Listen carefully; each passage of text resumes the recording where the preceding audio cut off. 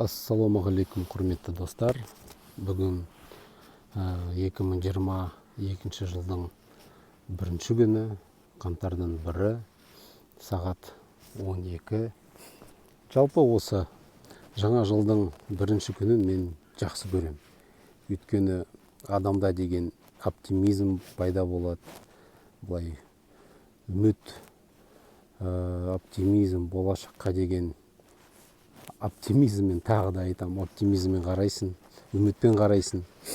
Өйткені бәрібір қалай болса да жаңа күн түзбе. Әлбетте біздің шынайы жаңа жылымыз наурызда болады ғой. Бірақ жаңа күн түзбе деген жалпы әлем жаңа жылға қадам басады деген жағдайымыз бар. Енді осы түнде президент Тоқаев үндеу жасады ғой. Бір-екі ойы маған менің көңілімнен шықты. Біріншіден, осы мемлекет азаматқа, адамға жағдай жасау керек. Былай деді ғой, адам мемлекет үшін емес, керісінше мемлекет адам үшін. Бұл былай қарасақ өте терең сөздер. Бірақ бұл сөздер тек қана сөз ретінде қалмау керек. Ол үшін нақты іс керек. Былай қарасақ, президент Тоқаевтың көп сөздері, көп идеялар өте дұрыс. Ал бірақ та оны жүзеге асыру, ол басқа бір бөлек проблема. Өйткені өкінішке орай, үкімет президент айтқан сөзінен шығып жүреді екен. Сол біздің проблемамыз. Сондықтан үкімет, премьер, президенттің сөзінен шықпау керек деп ойлаймын. Сонда біраз нәрселер өз шешімін табады. Екінші бір жақсы ой, мен ойымша, осы жыл, 22 жылы ұрпаққа, балаларға арнаймыз деп айтты.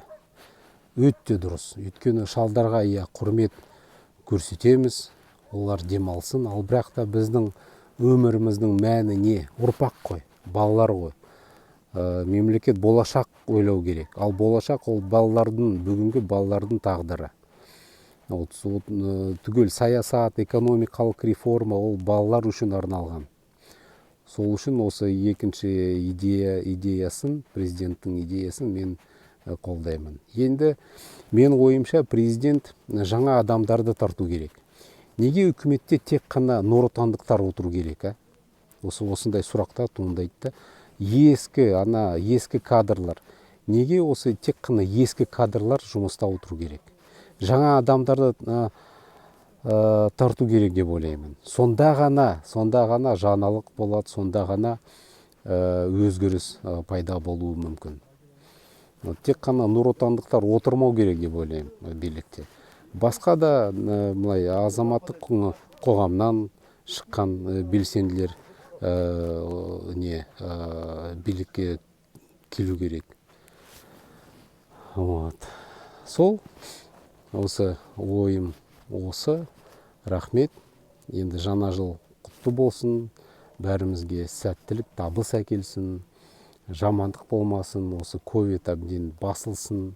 Бұндай індет енді қазақ жерінде болмасын. Жақсылықта кездескенше, жақсылық болсын ағайын. Сау болыңыздар.